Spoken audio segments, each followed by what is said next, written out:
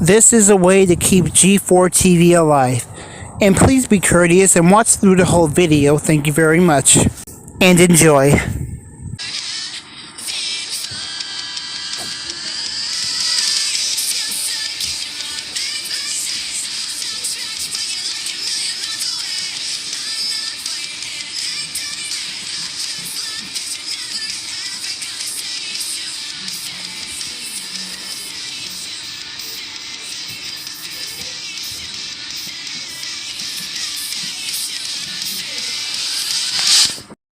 Hey everybody, welcome to another episode of Revenge of the Show. I'm David Calderon. Yeah, I still got my mask on. It fits well again. Got a haircut earlier yesterday. So we're a few days away until the end of January, and things really have gotten in a retrospective scenario, well, a problematic scenario, at least with media, at least. That's what I'm going to tell you about the top five problematic issues that have been happening in 2023, at least with media, of course. Okay, the first thing I can say about is number 5, and that would be shelving the M&M spokes candies. Yeah, you know, the talking M&Ms, all 7 of them. Yeah, I know there's 7 because, yeah, and I'm going to tell you about that later. Yeah, they're shelving the M&Ms indefinitely. Even the CEO of, Mars had a discussion on a tweet that why he did it.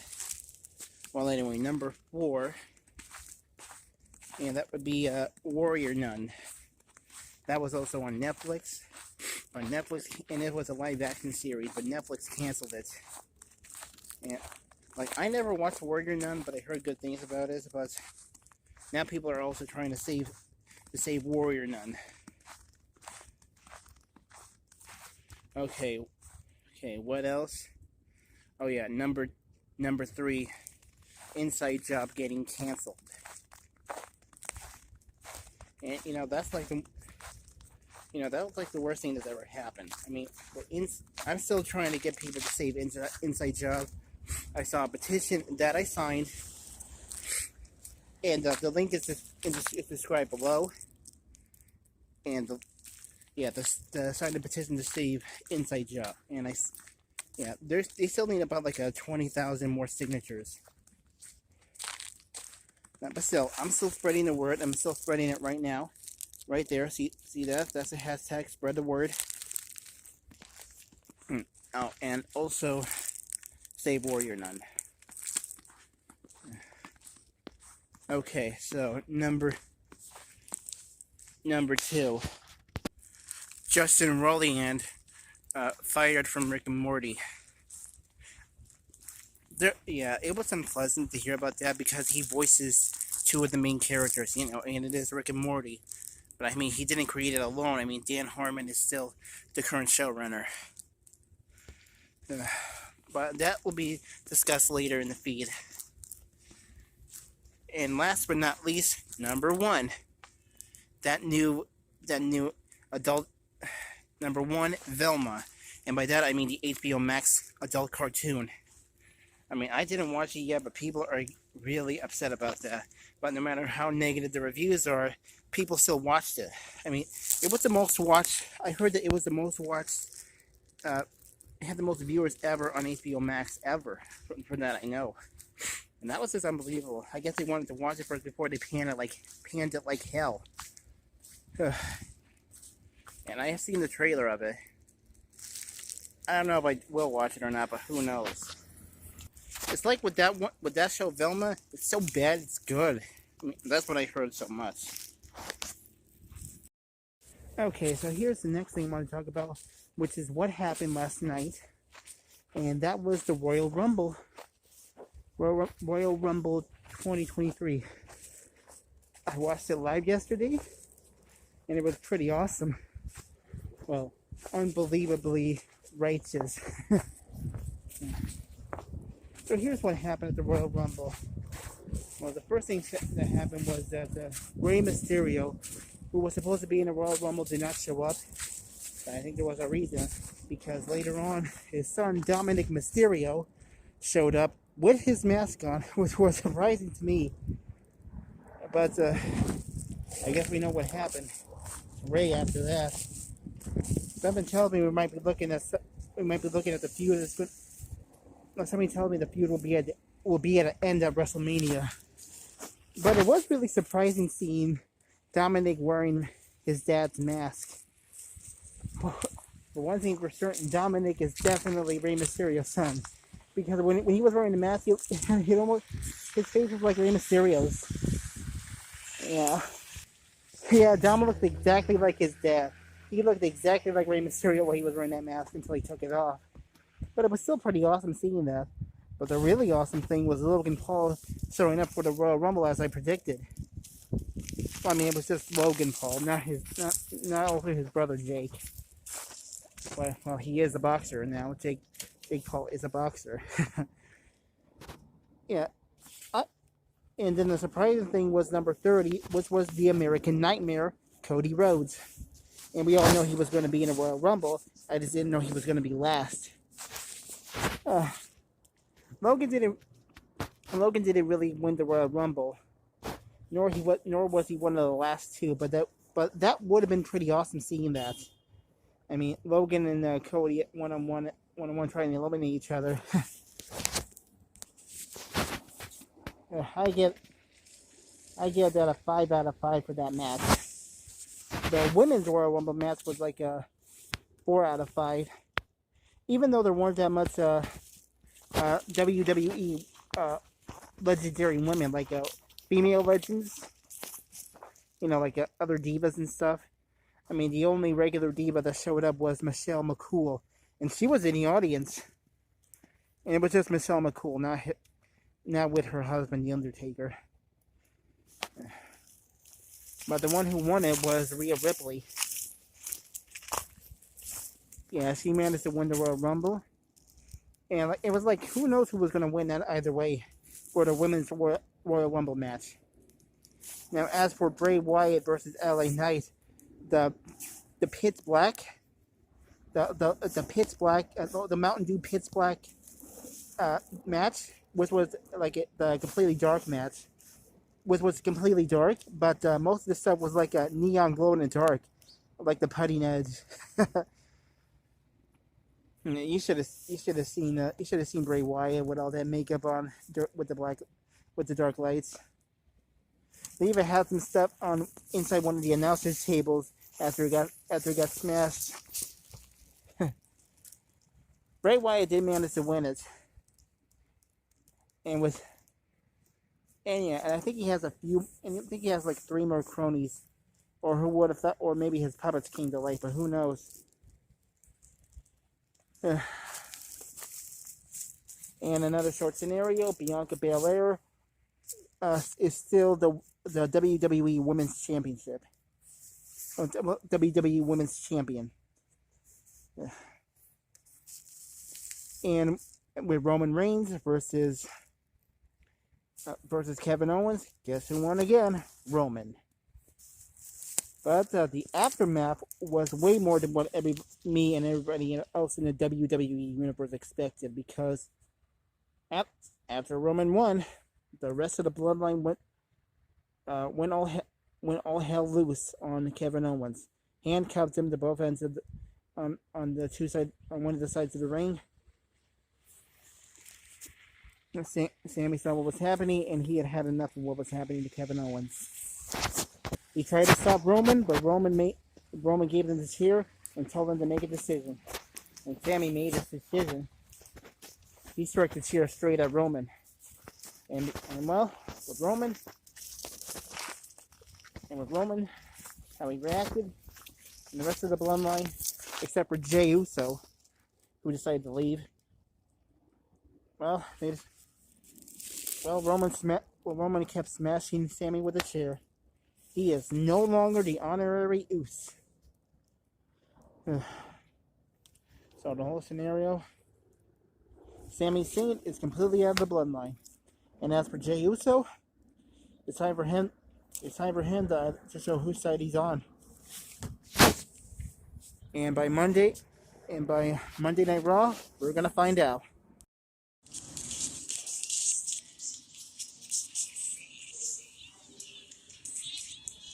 Okay, here's the first thing I want to talk about first of all, and that is with Justin Rowland. Justin Rowland. He's the co-creator of Rick and Morty, and it was just unfortunate from what I heard, because I heard that Adult Swim has severed ties with Justin Rowland, and he voices both Rick and Morty. People were really upset about this, and even I am. It's because of the allegations of false imprisonment and domestic assault, like assault and battery, that happened like 3 years ago. Well, in 2020, that's what I heard of. But it was just unfortunate hearing that Adult Swim has severed ties with them. So they're technically going to recast both characters. I mean, I watched the show. I watched all 6 seasons right now, and they're still working on season 7. But people are starting to. But now people are starting to give up on the show. But I know how they feel, because the show will not be the same without Justin Rowland, because he voices both Rick and Morty, and who knows how different that will be. I heard rumors that Dan Harmon has already made the choice for the voice of Rick Sanchez, but who will voice Morty? I mean, come on, who can replace Morty? I mean, who can replace Justin Rowland? Now that can be really different. I think it'll be about like apart from the 7th season, there might be 2 more seasons after that. Like the order of 70 episodes that I heard of about a few years ago. Yeah, I think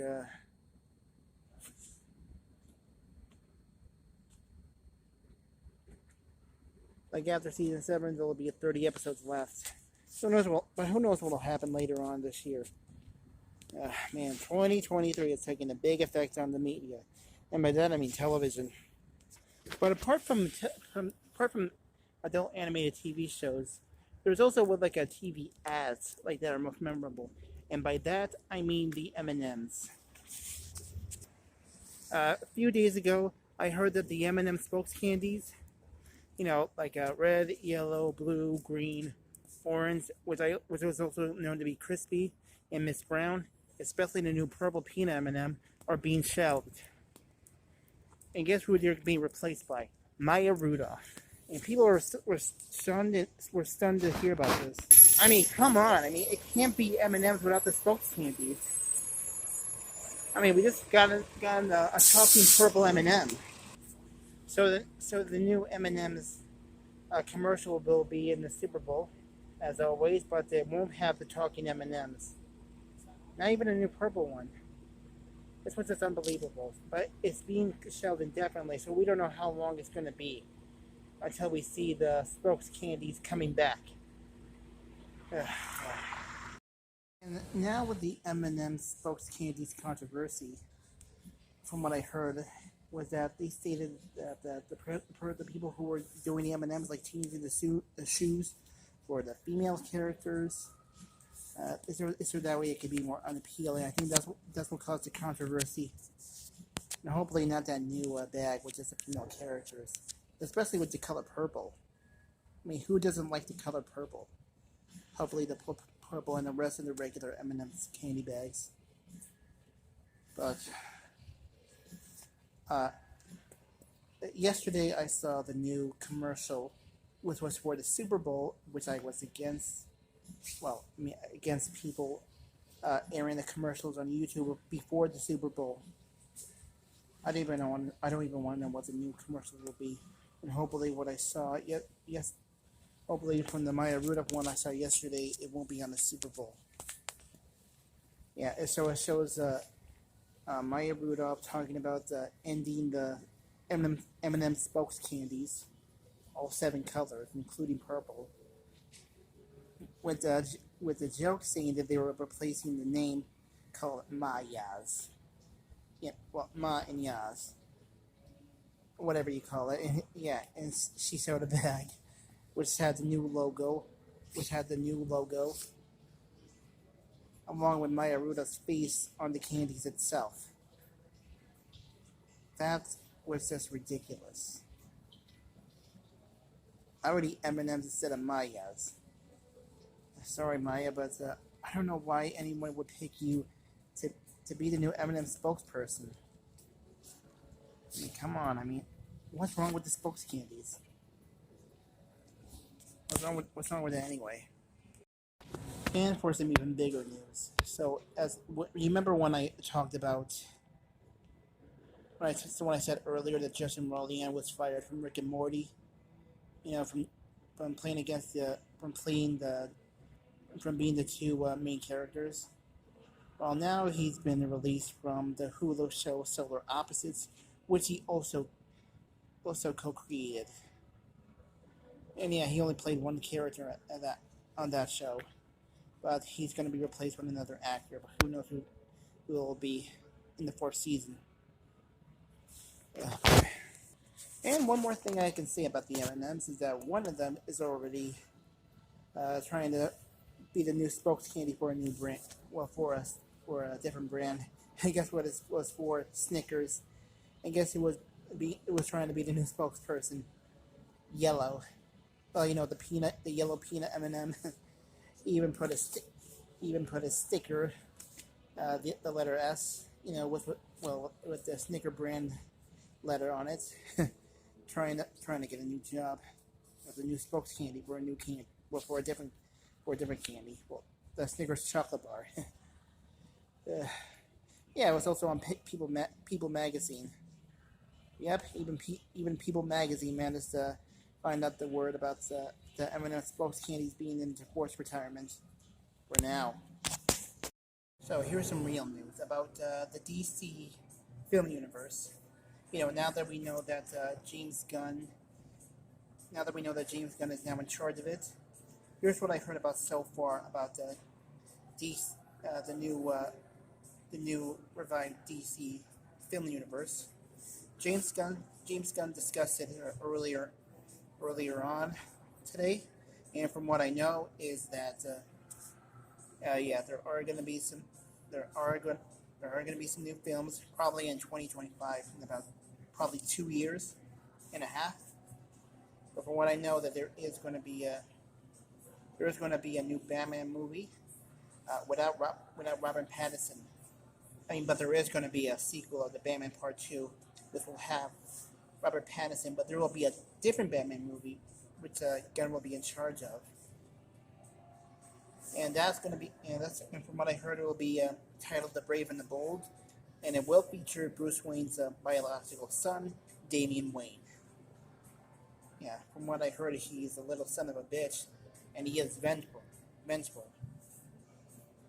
And another thing, there is going to be a Superman movie, Superman Legacy, but it will not have Henry Cavill, which we were still upset about. One thing is for certain, James Gunn said that he is going to have somebody cast as Superman, but it won't be Henry Cavill.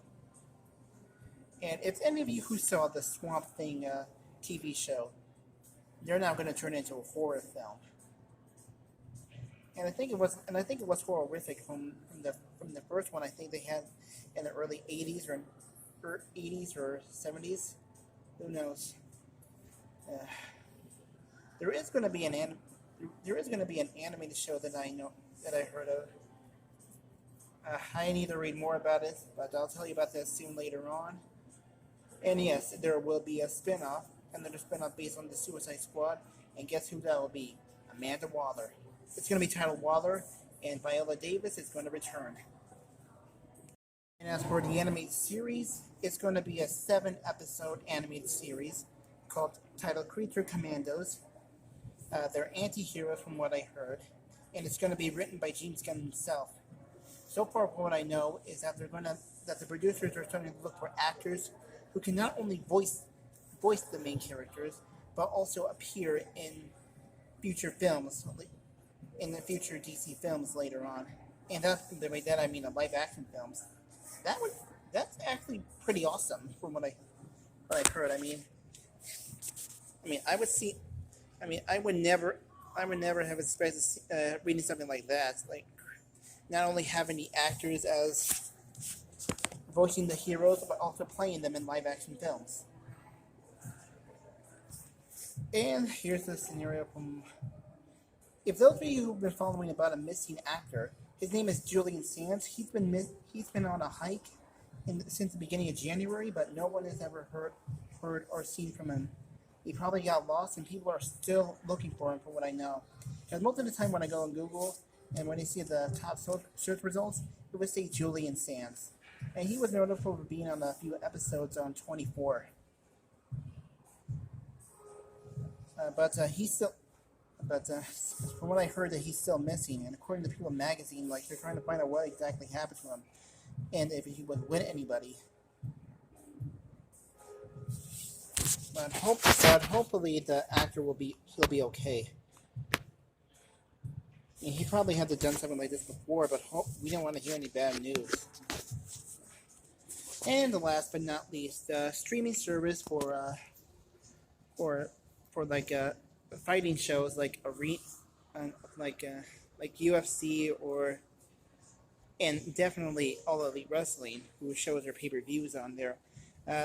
They announced that they made a deal with All Elite Wrestling to have their shows be on DAZN, probably for live, but I don't know if I want to be able to do it because it's like $19.95 a month. But if they're going to show pay-per-views on All Elite Wrestling, so All Elite Wrestling pay-per-views on DAZN, because it also shows boxing and UFC fights. And as for All Elite Wrestling, Kenny Omega is now officially can be able to come back on All Elite Wrestling to make more appearances. Because, with the medium scrum on September 2022, because between him, the Elite, CM Punk, they were all suspended until several weeks ago. Last month in December. Last month in December, the Kenny Omega and the Elite were able to return to All Elite Wrestling for pay-per-views and for championship matches. That's of course. But with Kenny Omega, he can be able to, I think he's probably off probation. That's for sure. For CM Punk, we still haven't gotten any confirmation or word, but he is saying that he would like to come back to All Elite Wrestling.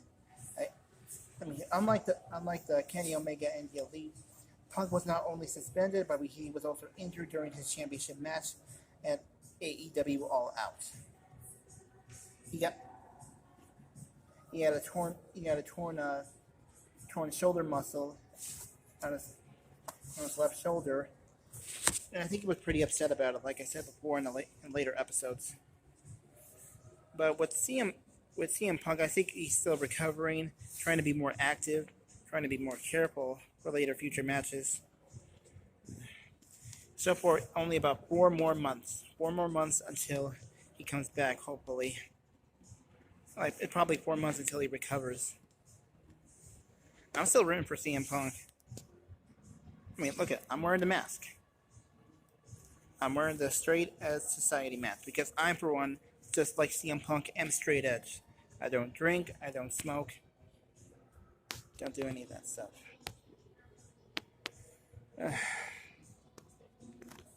Hey, we're rooting for you, CM Punk.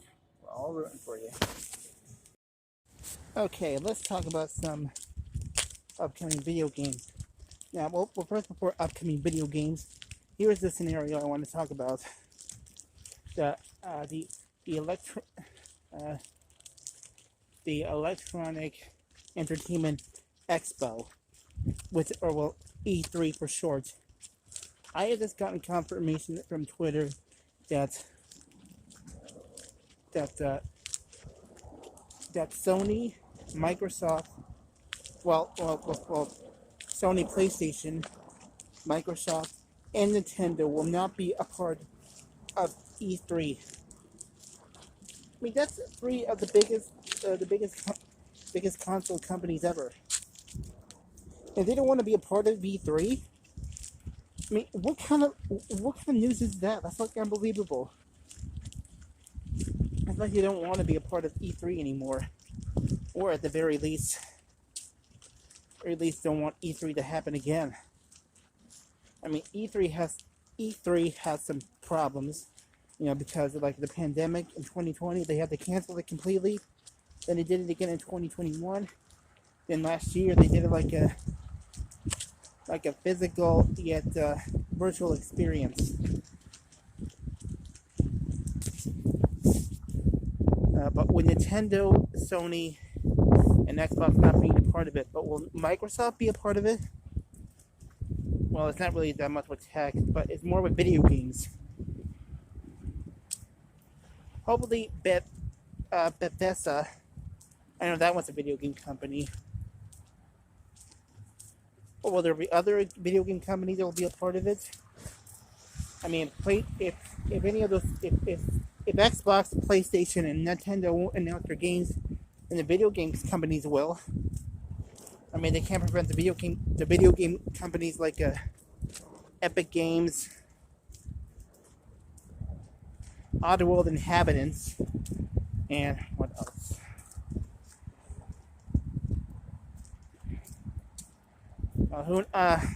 I gotta find.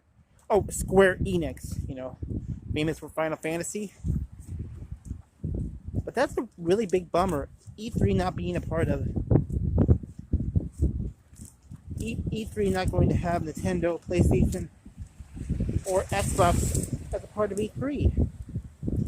Well, they're doing one thing for certain. That means it's Sega's chance, the Sega company's chance to try and start anew. Hopefully have a new console. And I don't mean a Dreamcast Mini.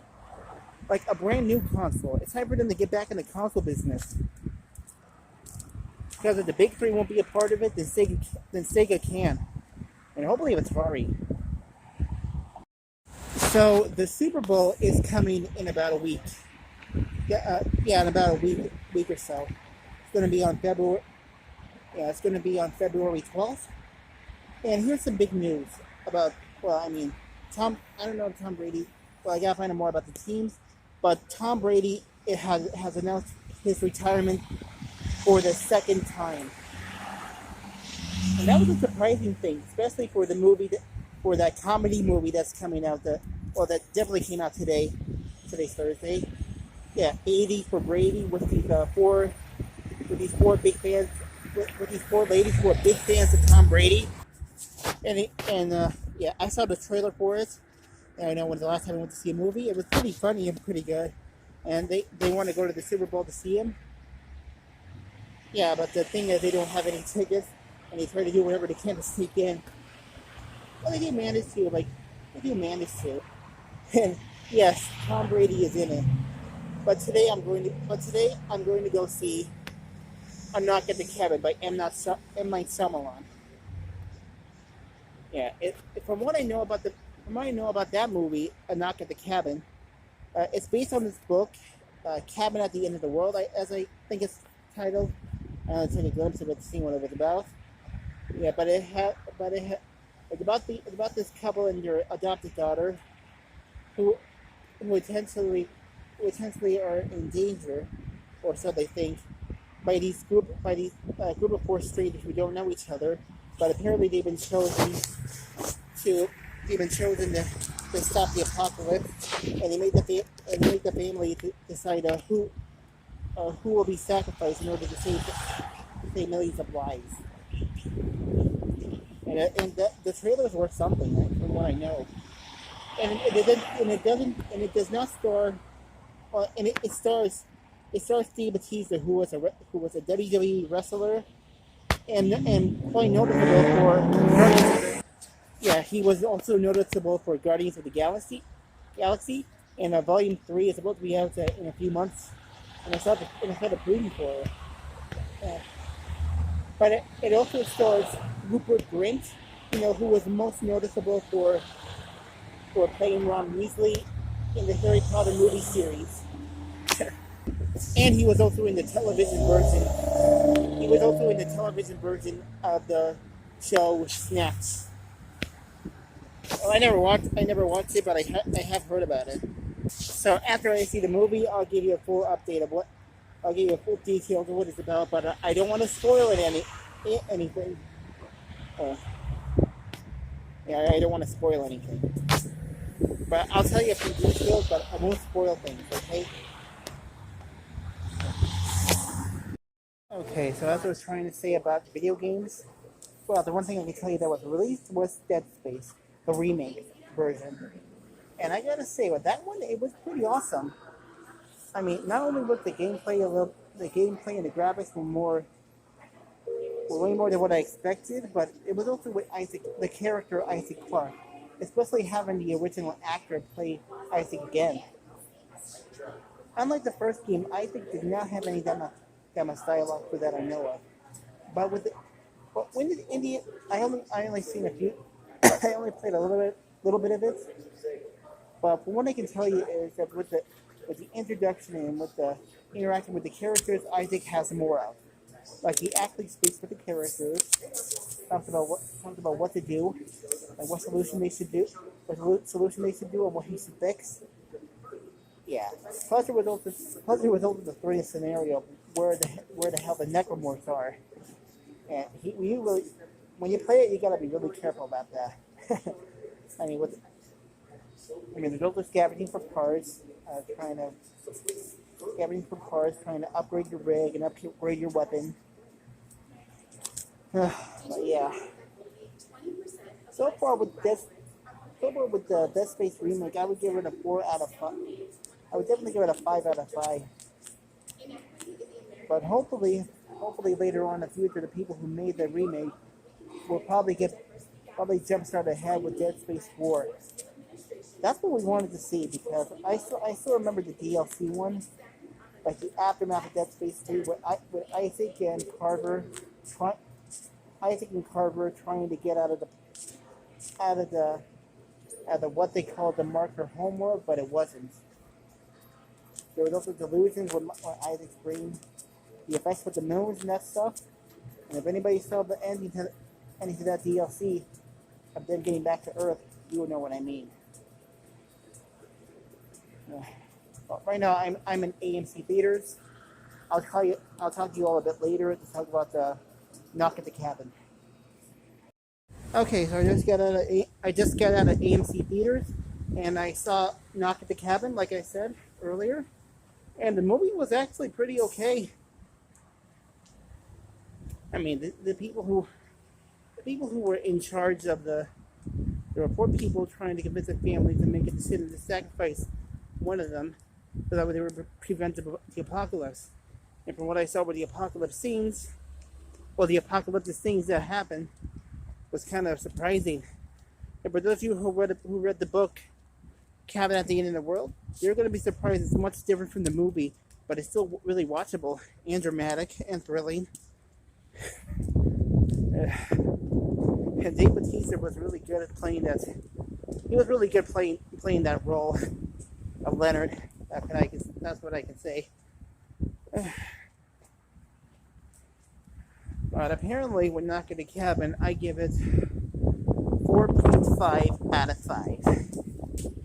Okay, so one more thing I want to talk to you guys about, and that is the Elimination Chamber. That's the pay-per-view on WWE Network, which is on Peacock. And guess what the main event is right now? Roman Reigns versus Sami Zayn, from what I heard. But it just can't be those two. They need to be in an Elimination Chamber. And for Roman Reigns, he can't just get away with just having one main event and not in an Elimination Chamber. There needs to be 4 more people. 4 more people inside the Elimination Chamber. And it can't just be Roman and Sami Zayn. If it's going to be Elimination Chamber, then the main events have to be in an Elimination Chamber. It can't just be qualifying matches. It has to be somebody defending the gold, and that's what Roman Reigns has to do. To show that he really is the tribal chief by getting inside an Elimination Chamber with not just Sami Zayn, but with 4 more other people. Yeah, it was worth it last year. Okay, I mean, because when after like somebody won in the Elimination Chamber, they decided to have Roman Reigns come on over and defend his title against the number 1 contender, and it was just completely ridiculous. So Roman has to get inside the Elimination Chamber. Yeah, I mean, come on, Roman, you can't get away with it. You have to get inside the Elimination Chamber, or you're not really that much of a wrestler. Okay? That's what Roman Reigns needs to do. And here are the wrestlers that need to be in it. First of all, it's Drew McIntyre because he's been trying to get the WWE Championship and he didn't go down without a fight. Number 2, Sheamus. I mean, he's been neck and neck with Roman and the rest of the Bloodline. So why can't he get a shot at the undisputed WWE title? Number 3, the Intercontinental Champion, Gunther. People got a lot of potential on him, and he was in the last last 2 people who was in the Royal Rumble until he got eliminated by Cody Rhodes. And I would like to see that happening, Gunther against Cody Rhodes at WrestleMania. And I would like to see Cody Rhodes bring back the classic WWE Championship. A lot of people haven't seen about that. And number 4, if I had to pick at random, then it would have to be, I would say it would have to be Baron Corbin. Because no. Number 4, Seth freaking Rollins. I mean, who doesn't want to see those two? Who doesn't want to see Seth freaking Rollins get inside the chamber against Roman Reigns? And that's the one last thing I need to tell you about on the show. I need to tell you about, and that is